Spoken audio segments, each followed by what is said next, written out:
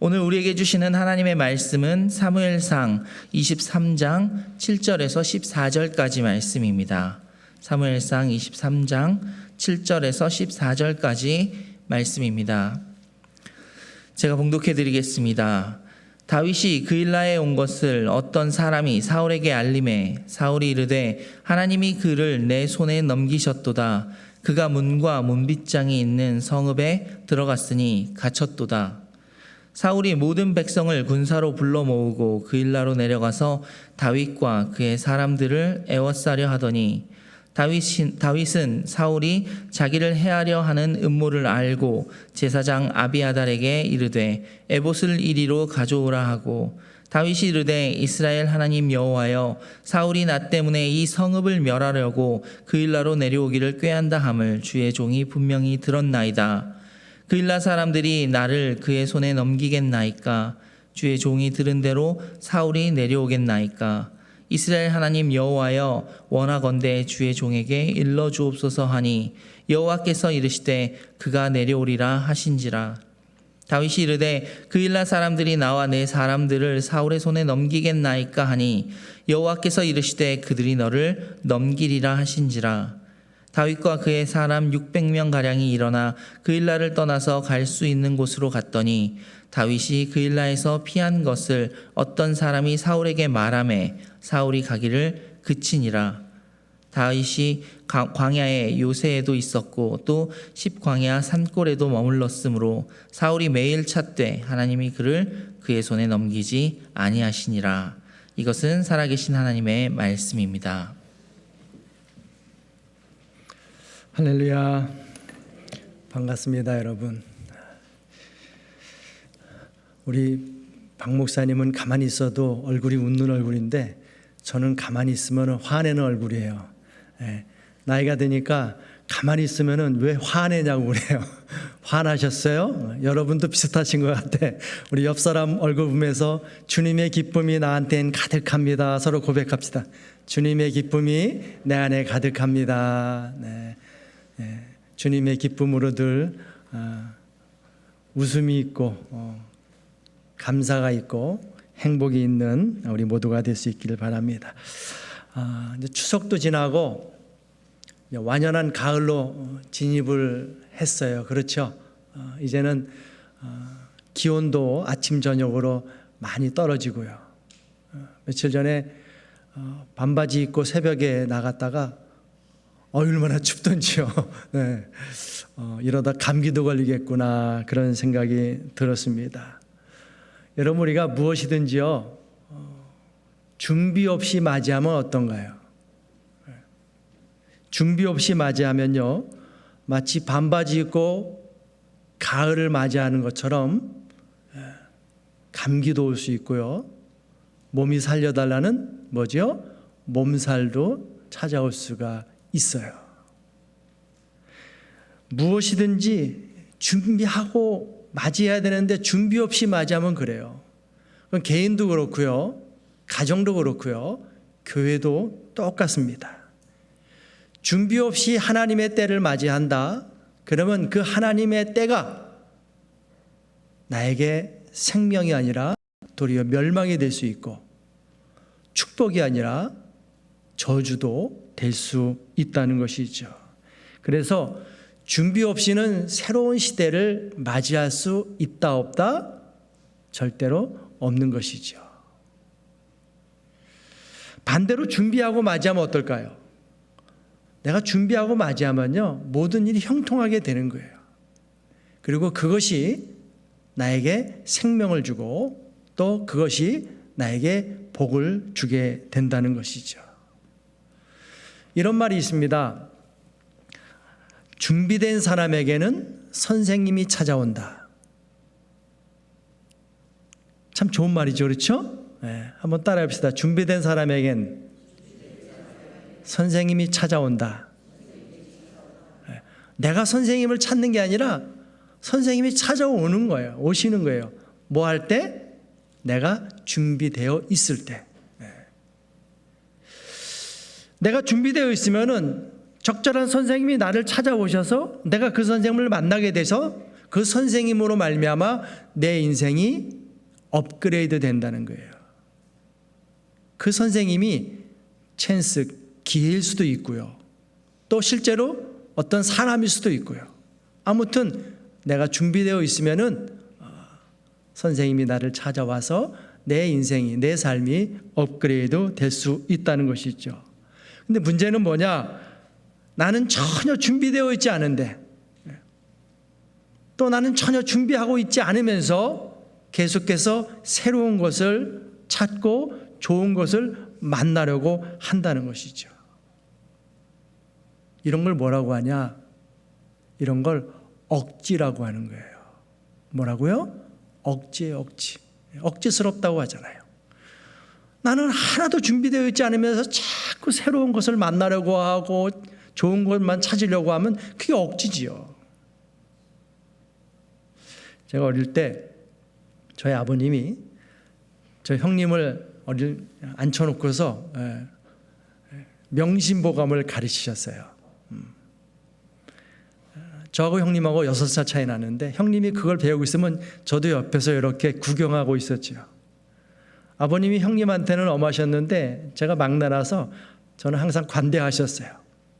형님이 아버님한테 그 어린 나이에 명심보감을 배우는데 그게 쉽지 않잖아요.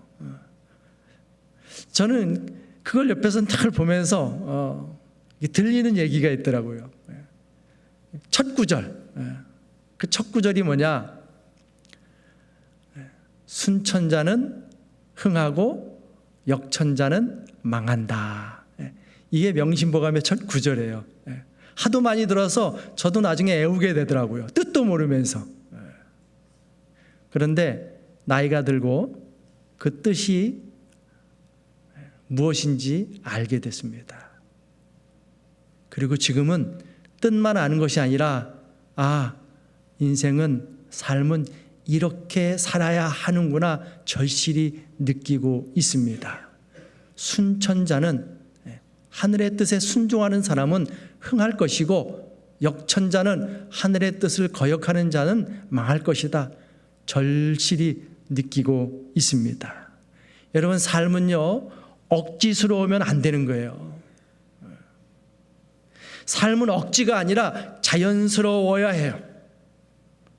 자연스럽다는 것은 뭐냐? 스스로 자자에 그러려 스스로 그러하다. 즉 하나님이 창조하신 대로 산다는 거예요. 이게 자연스러운 거예요. 하나님이 창조하신 대로 산다. 하나님이 창조하신 대로 산다는 것도 뭘까요? 하나님이 세상을 만드시고서 보시기에 심히 좋았다한 그 봄으로 보면서 사는 것이, 이게 하나님이 창조하신 대로 사는 거예요. 또 하나님이 세상을 이처럼 사랑하사 독생자를 주셨으니 독생자를 주신 그 사랑으로 사는 것이, 그것이 하나님이 창조하신 대로 사는 삶의 모습이라는 것이죠. 이게 자연스러운 거죠. 이것이 역천이 아니고 순천이고요. 그럴 때 우리는 멸망의 길이 아닌 생명의 길을, 또 저주의 길이 아닌 축복의 길을 날마다 갈 수 있게 될 줄 믿습니다. 여러분, 나라가 어지러울 때요 항상 나타나는 일들이 있어요. 그게 뭐냐? 뭔가를 의도적으로 하려는 사람이 자꾸 많이 나타난다는 거예요. 역사가들이 이런 말 많이 해요. 비룡승운이다. 용이 승천하여서 구름을 만난다. 이 말이 무슨 말이냐? 난세에 뭐가 나타난다? 영웅이 나타난다, 이 얘기예요. 난세에는 영웅이 나타난다. 뭐 삼국지 같은 데 보면 많이 나오잖아요. 근데 여러분, 사실은요 난세에 영웅이 나타나는 것이 아니라 난세에는 뭔가를 억지로 하려는 사람들이 많이 일어난다는 거예요. 그러다 그 중에 한 사람이 그 일이 잘 돼서 성공하면 그 사람을 영웅이라고 하는 거죠. 하지만 하나님이 보실 때는 그게 옳은 게 아니에요. 성경적인 것도 아니에요. 여러분, 하나님이 원하시는 건 뭐냐? 난세일수록, 어려울수록 억지가 아니라 하나님의 뜻을 찾고 그 뜻대로 사는 겁니다. 이게 무슨 뜻인가 하면은 나라가 어려우면 어려울수록, 가정이 힘들면 힘들수록, 교회가 어려우면 어려울수록 역천이 아닌 순천의 삶을 살라. 다시 말해서 말씀으로 돌아가라, 사랑으로 돌아가라는 겁니다. 하지만 세상 사람들은 뭐라고 하냐? 나라가 어려운데, 가정이 힘든데, 교회 형편이 어려운데 당장 총이나 칼로 돈으로 해결해야지 무슨 말씀 타령이고 사랑 타령이냐라고 하지요. 여러분, 총과 칼 그리고 돈은요, 당장은 뭔가 된 듯 싶어 보입니다. 하지만 거기엔 하나님이 안 계세요. 또 그렇게 하면 눈앞에 당장 일들이 해결되는 듯 싶지만 결국은 망하는 길로 가는 거예요. 저는 오늘 본문의 말씀을 보면서 이게 더 절절히 느껴지더라고요. 여러분, 다윗이 정말 어려움 속에 있었잖아요. 왕에게 쫓기어서 여기저기 떠돌아다니면서 도망자 신세로 살다 보니까 하루 한 끼도 먹기 힘들어요. 며칠을 굶어서 배가 굶주렸어요. 그래 제사장을 찾아가서 먹을 것을 구하니 제사장이 보니까 참 불쌍해요. 그래서 하나님 앞에 드렸던 떡을 주는 거예요. 그리고 사울왕을 피해서 블레셋 땅으로 갔는데 블레셋 사람들이 보니까 다윗을 알아보고 죽여야 된다고 해요. 그러니까 미친 척 침을 질질 흘리면서 대문짝에 그적거렸다고 성경에 나오잖아요. 미친 척하고서 생명을 유지하는 거예요. 그리고 사울왕은 언제든 자기를 죽이려고 호시탐탐 눈을 부릅뜨고 있었지요. 여러분, 이렇게 다윗은 자기 코가 석자인 상황에서 무엇을 했냐? 블레셋 사람들이 그일라에 쳐들어와서 약탈을 해갔어요. 그것도 가을철이에요. 추수할 계절이에요. 지금처럼. 추수 때에 약탈해 갔다는 것은 1년치 먹을 양식을 다 빼앗겼다는 거예요. 그 안타까운 소식을 들은 다윗이 하나님 앞에 기도합니다. 하나님, 제가 가서 이 블레셋 사람을 치리이까? 주변 사람들이 뭐라고 하냐? 다윗, 우리 코도 석자인데 남 도울 때가 아니잖아. 그러다가 더 큰 위험에 빠질 수도 있어요.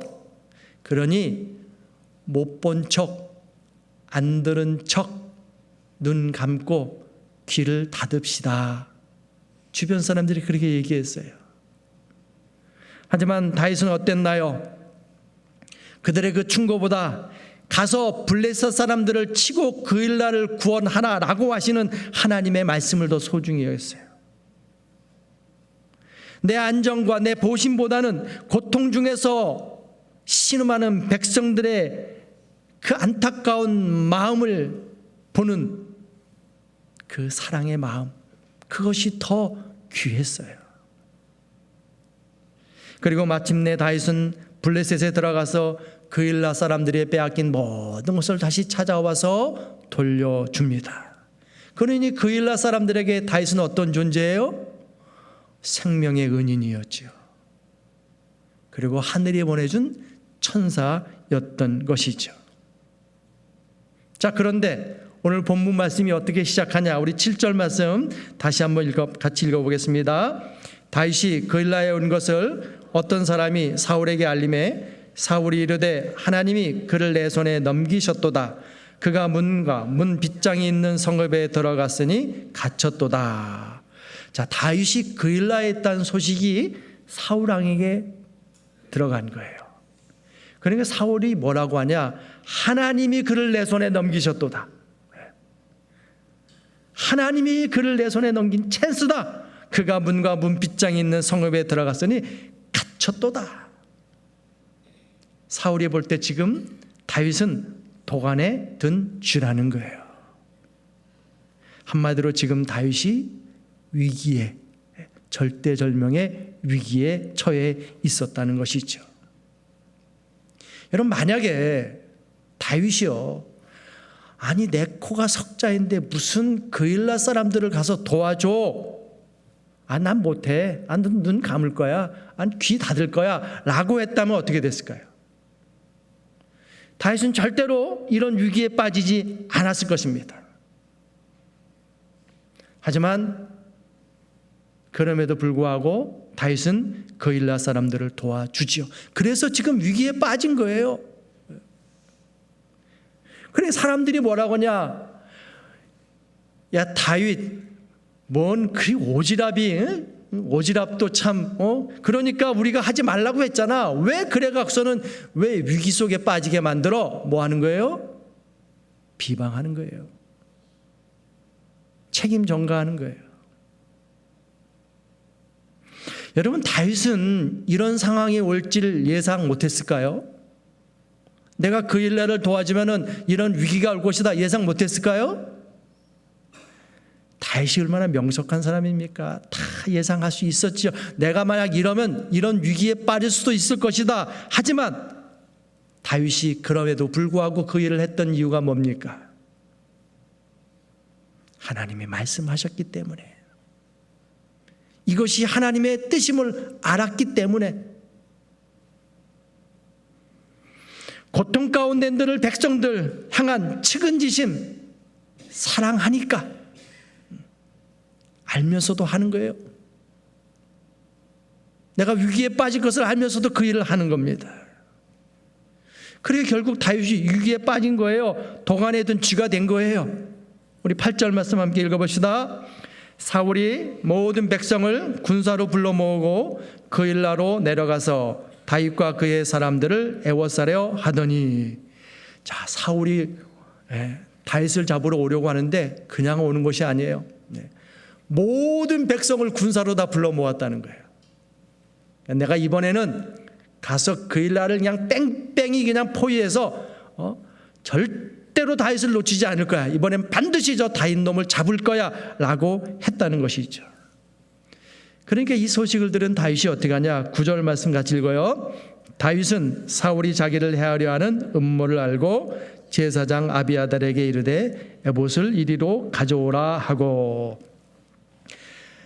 에봇을 가져오라고 했어요. 에봇을 가져오라 했던 이유는 무엇인가?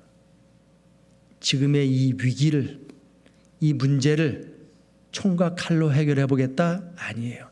돈으로 해결해 보겠다? 아니에요. 내 머리로 해결해 보겠다? 아니에요.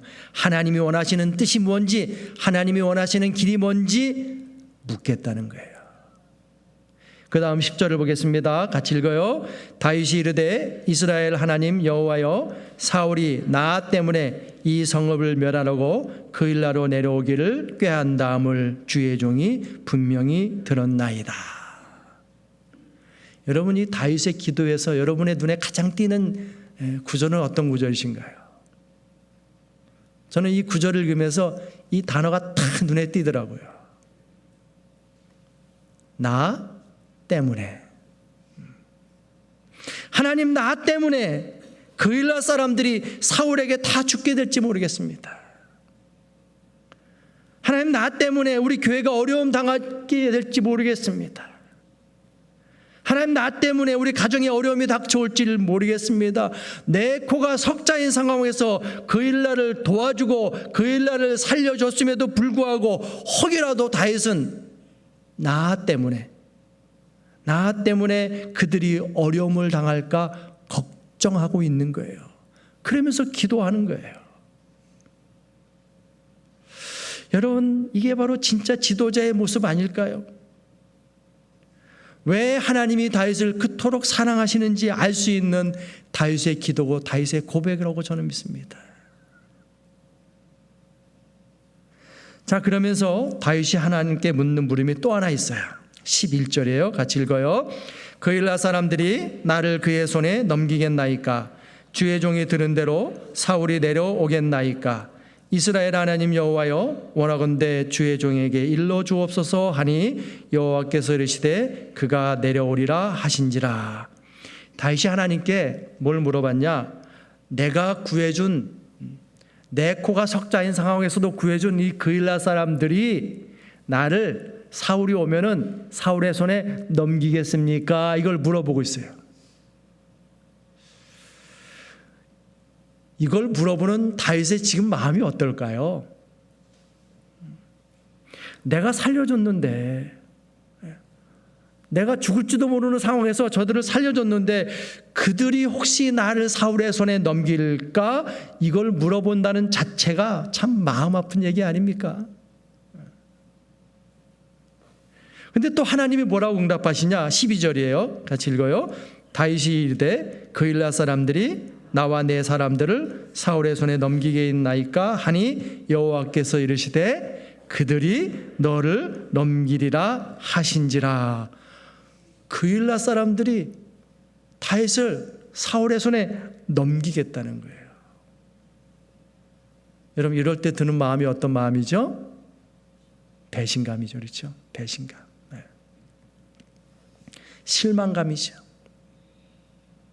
또 하나님을 향해서도 하나님, 내가 이 일을 그냥 했습니까? 하나님이 그렇게 하라고 응답하셨으니까 했잖아요. 원망이죠. 여러분 만약 생각해 봤어요. 내가 당시에 다윗이라면 어떻게 했을까? 여러분이 만약 다윗이라면 여러분 어떻게 했을 것 같습니까? 제가 만약 다윗이었다면 그랬을 것 같아요. 이런 배은망덕한 놈들 같으니라고. 내 코가 석자인 상황에서 내가 죽을 수 있는 위기 상황 속에서도 살려줬건만 내 등에다 칼을 꽂아 사울이 아니라 내가 먼저 너희들 다 쳐 죽이겠다라고 했을 것 같아.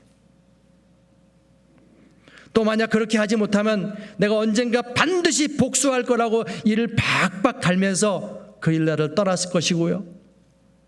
또 평생 이 일을 가슴에 품고 분노와 한 속에 살지 않았을까? 누구라면? 나였다면. 하지만 다윗은 어떤가요? 13절 함께 읽어봅시다. 다윗과 그의 사람 600명가량이 일어나 그 일라를 떠나서 갈 수 있는 곳으로 갔더니 다윗이 그 일라에서 피한 것을 어떤 사람이 사울에게 말하며 사울이 가기를 그치니라. 그냥 떠났어요. 그들이 배신했지만 등에다 칼을 꽂았지만 그냥 떠났어요. 아무런 보복도 하지 않고 그 일날을 떠나는 거예요.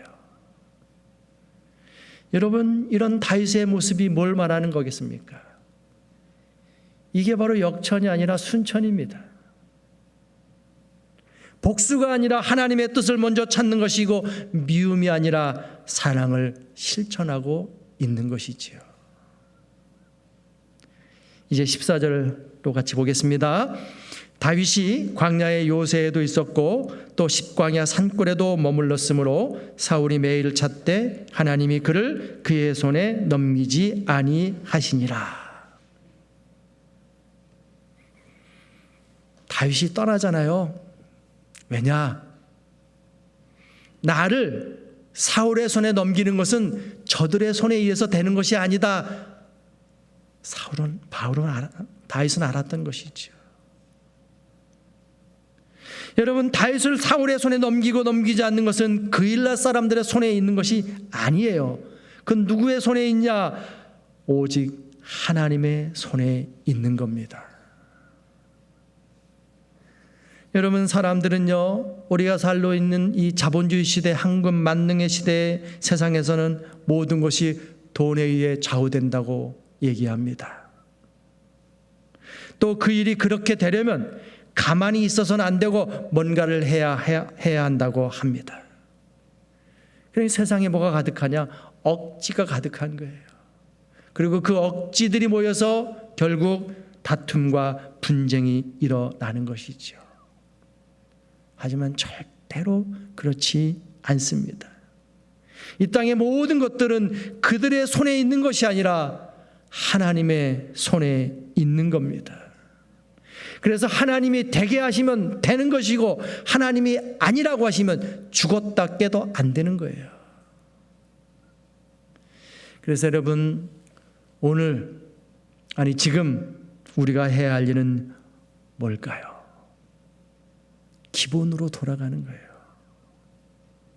역천이 아닌 순천, 하나님의 말씀과 주님의 사랑으로 다시 돌아가는 겁니다. 여러분, 교회가 타락했을 때 종교 개혁자들이 일어났지요. 그들이 피를 토하면서 외친 것이 뭔가요? 솔라 피데, 솔라 스크립투라, 솔라 그라티아, 솔라 데오 글로리아. 돌아가자는 거예요.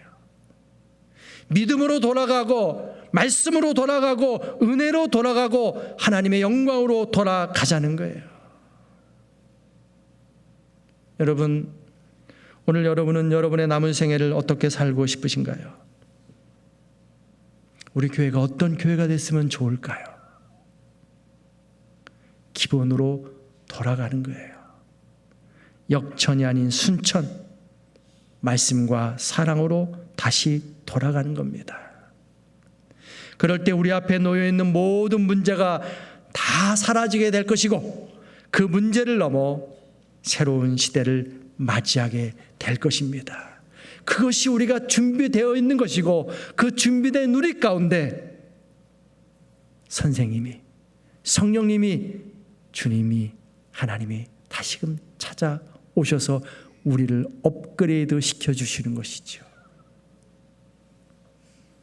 그래서 이제 하나님 뜻만이 이루어지고 또 오직 하나님의 영광만이 나타나는 우리의 삶과 우리의 가정과 우리의 교회가 될 수 있기를 주님의 이름으로 간절히 축원을 드립니다. 기도하시겠습니다. 하나님 아버지, 늘 내 욕심으로, 내 주장으로, 내 생각으로만 살아왔던 우리의 모습을 고백드립니다. 이제 우리의 모습을 내려놓고 하나님이 원하시는 말씀의 자리, 사랑의 자리로 다시 돌아갈 수 있는 우리 모두가 되게 하여 주옵소서. 그래서 하나님의 영광만이 맘껏 드러나는 우리의 삶과 우리의 가정과 우리의 교회가 되게 하여 주옵소서. 예수님의 이름으로 감사드리며 기도하옵나이다. 아멘.